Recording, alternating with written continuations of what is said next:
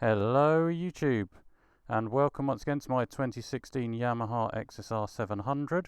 I've owned it for 6 years now, and this video is going to be a bit of a review and a few thoughts on my ownership of it over the years. Is it a good bike? Does it stand the test of time? And is it the right one for you? I want to go over a few of the mods I've done, some of the breakdowns and issues I've had, some of the adventures I've had on it, and what it's like to ride. So without wasting any more time, let's get on it, go for a ride and see what we think.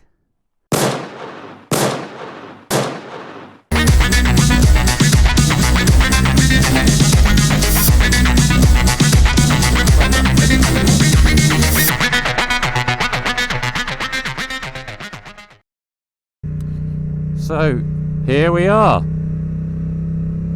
out on the bike again. It's changed quite a bit since my last video, which was, my last video was when it was in pieces, but over the years it's had a few modifications, nothing too crazy, just the usual stuff.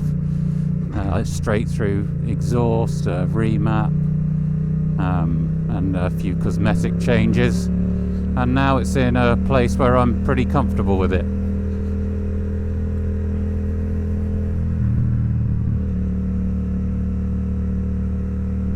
If you've seen any of my other videos, you'll know that I've had my ups and downs with the bike over the years, but I've always enjoyed it, always thought it was a great bike. And I think for this story, I'll start at the beginning.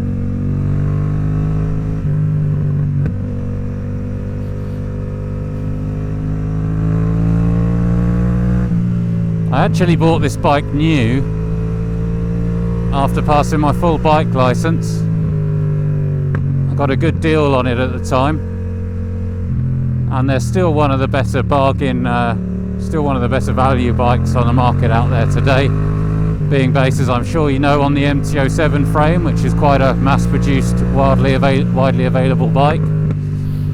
I still remember when I first took it out in the countryside after having only ever ridden a 125, and the first time I pulled out to overtake a car on a straight uphill section, and it felt like I was in the Starship Enterprise. Just the speed and acceleration just seemed absolutely incredible.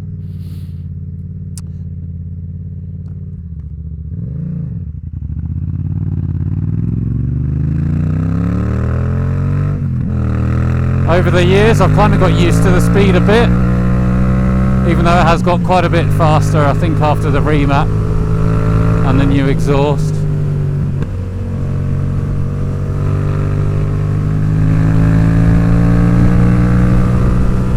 And I do occasionally find myself wondering if I want something faster, but then I get out on it on a day like this and I remember that actually this is more than fast enough for my needs on these roads.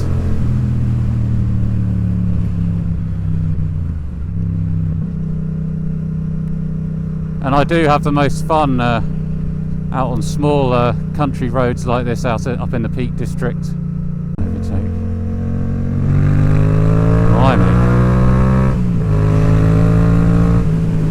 I've recently taken out the baffle, as I'm sure you can hear, and it does seem to make a difference to the acceleration.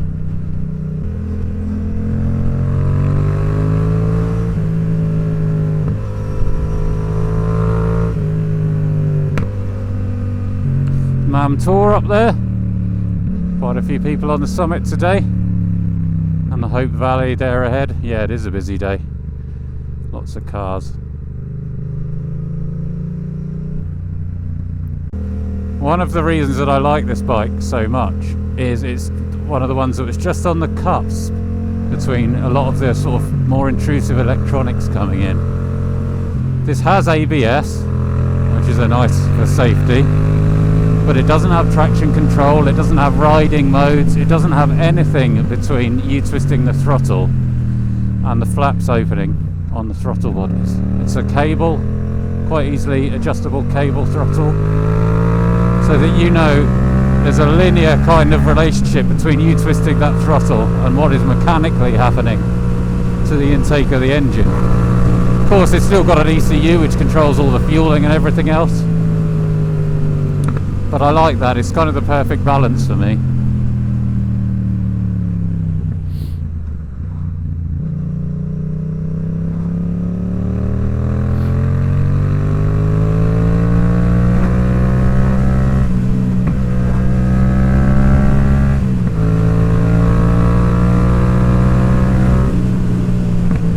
So what have I done to the bike then? Well, to begin with, it was mostly repairs.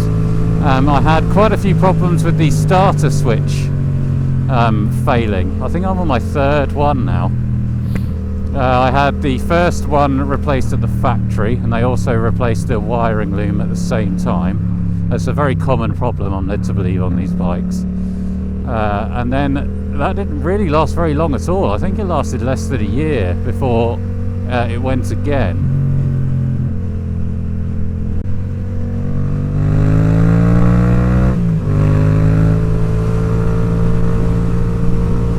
And often in conjunction with the starter switch failing, as I've said in my technical video, that also tends to burn out the starter relay at the same time, so you need to replace those. And when the factory originally replaced the switch, they also replaced the whole wiring loom. I'm still not quite sure why. They said there was a few problems with it, and then the electrician said it was one of the worst he'd ever seen, so I don't know what happened there, but I've had no problems since. I've since learned that the best way to fix this starter switch issue, I think what I was doing is whenever I was stopping the bike, I was just twisting the key to turn it off. If instead you flick the starter switch up into the off position, it just gets it used to resetting that bit further onwards, if you get what I mean, and lessens the tension on the spring. So I recommend switching it off with a starter switch wherever you can on these bikes. And also these days I tend to ride a lot less in the kind of rain and sleet and snow and just bad conditions, which I think has helped with the bike altogether, because the other issue I've had with it is corrosion and rust. So the swing arm is quite a common area on these bikes. The powder coating started to peel off and rust underneath. Again, the garage replaced that under warranty originally, and haven't really had that problem again since. But also when I stripped the bike down, I found again powder coating flaking off areas of the frame and little rust patches appearing. I did used to use a kind of ACS50 type product, but it didn't seem to do a whole lot. It seems a much better solution is just not ride it when the conditions aren't great and when there's salt around. And of course the other kind of major incident I had with the bike was the minor crash I had, rather slow speed crash I had into a concrete bollard, which managed to bend the frame slightly and crack the engine block.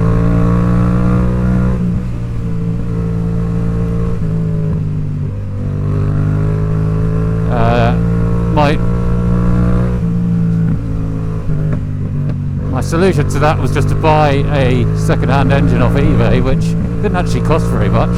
It only done less miles than my original one. I think it only done about 7,500 miles, and it only cost me about £400. It was in great condition, and it was a bit of work to swap out, but with hindsight it wasn't too difficult, considering how little skill and experience I have in doing that sort of thing. And with the help of a friend, I managed to bend the frame back slightly by a bit of leverage and a big scaffold pole.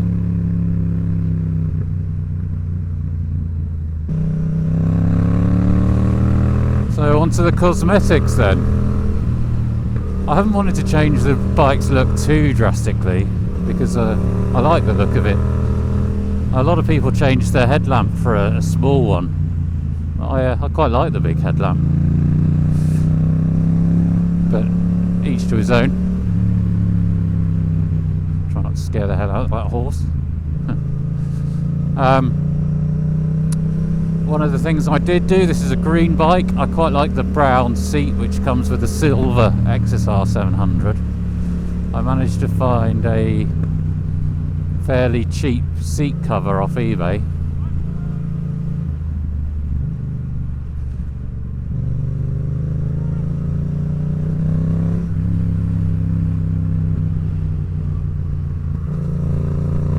Which I just recovered it for, which was,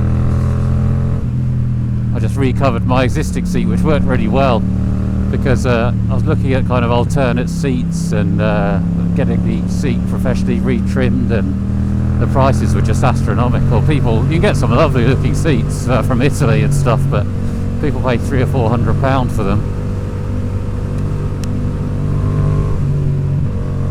I've done the kind of levers and mirrors, mostly because after the accident I had the original mirrors were a bit smashed up and bent, so I got these bar end mirrors. I wasn't too sure about getting them originally, but actually I really like them, and the visibility on them is pretty good as well. It's just kind of cheap stuff from eBay, but it works well. I've replaced the indicators with LED ones, again, cheap eBay stuff.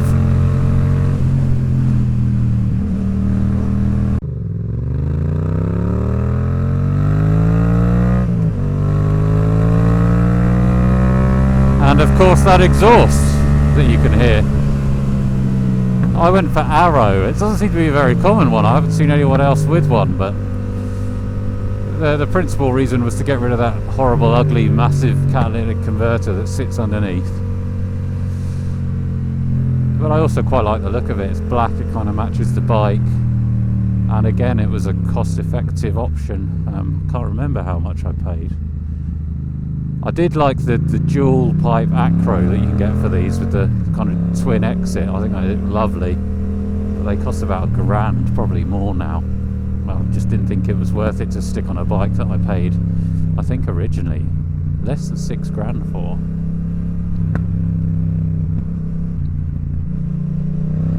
In conjunction with the exhaust swap, I got it remapped by a local guy, which did seem to improve the acceleration a little bit.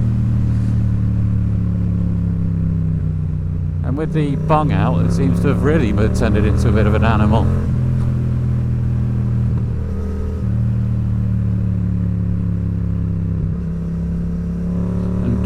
My comments earlier on speed, I think for the sort of roads I enjoy, these sort of roads and a little bit bigger, even dual carriageways, this is more than quick enough for me. And it's got the bonus that it's relatively small and quite a light bike as well, so it's easy to manoeuvre. And for more mundane things like getting it in and out of the garage, that's a cramped space, it's a lot less hassle than I imagine a bigger bike like an XSR700 would be.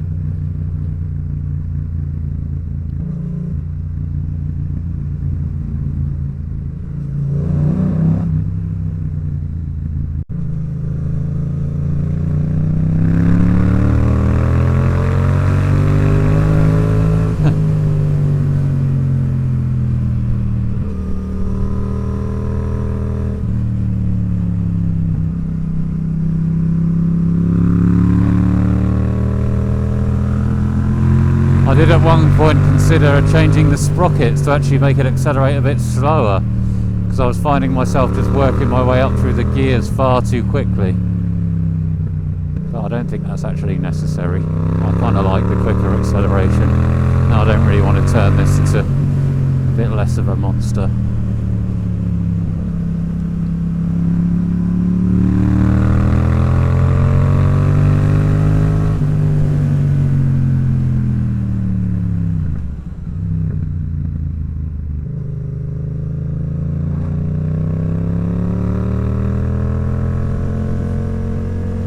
On a relatively busy day like today, the Peak District's got plenty to offer for way of roads. Everyone makes a mistake of going through the main roads through the middle of it, which are rubbish. You can't overtake on them. You end up stuck behind lorries, tractors, just people with caravans. It's far better to take the back roads.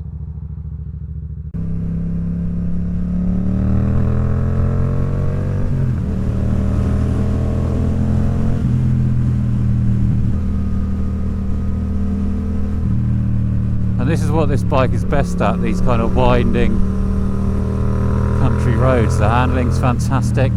A lot of people criticise the suspension and say the shock needs replacing, both the front and rear, but especially the rear. I mean, I find it a bit bouncy sometimes, but I don't find it too bad. I've never really had any major issues with it. Perhaps if you're riding on a ragged edge, really bad roads, then maybe that's more important. Maybe I'll replace it one day, but it's not a priority for me.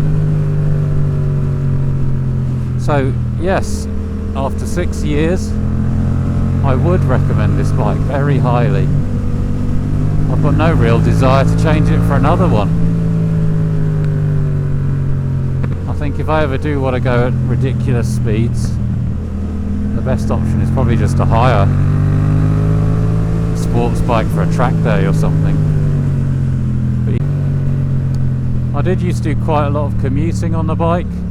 As I said, not so much now, thank God.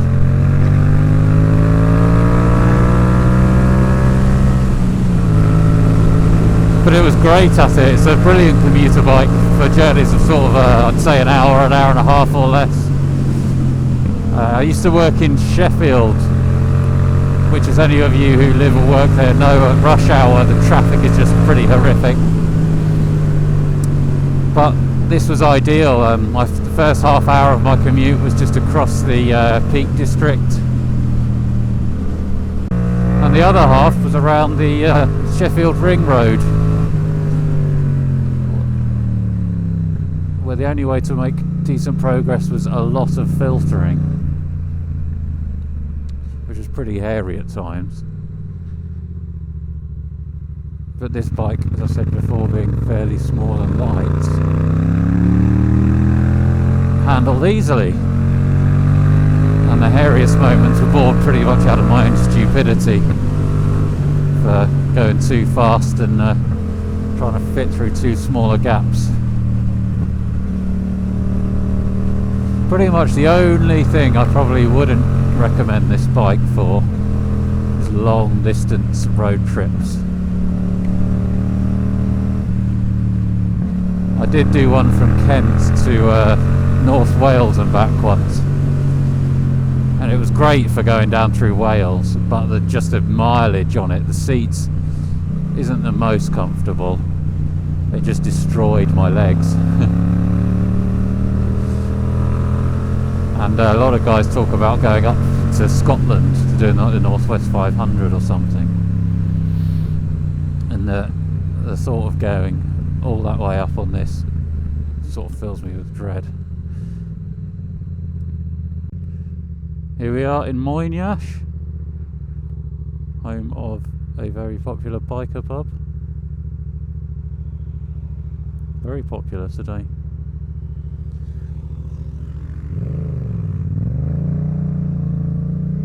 Don't do anything stupid here and fall off, or you do it in front of... You get very embarrassed.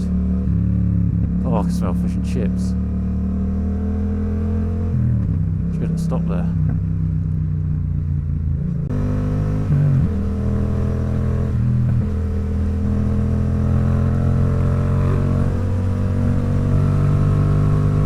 This is a nice road out of Moyniash if you can get it without being stuck behind anyone.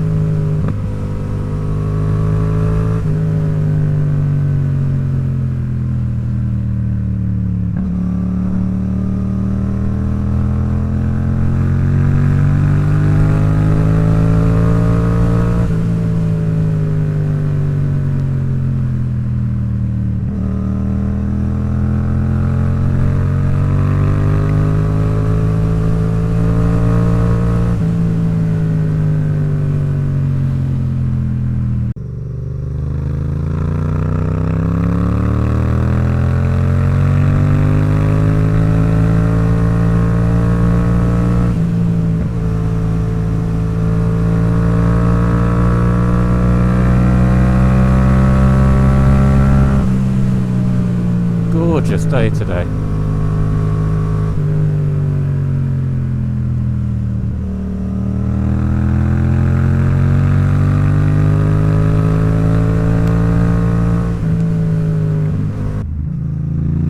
Another plus point to the bike is it's very easy to work on. A lot of the fittings are just kind of hex bolts, which are quite easy to use. I do recommend getting a hex bit set, don't bother with Allen keys. The hex bits have made life a lot easier. And a small impact gun as well definitely helps. It makes working on the bike so much quicker.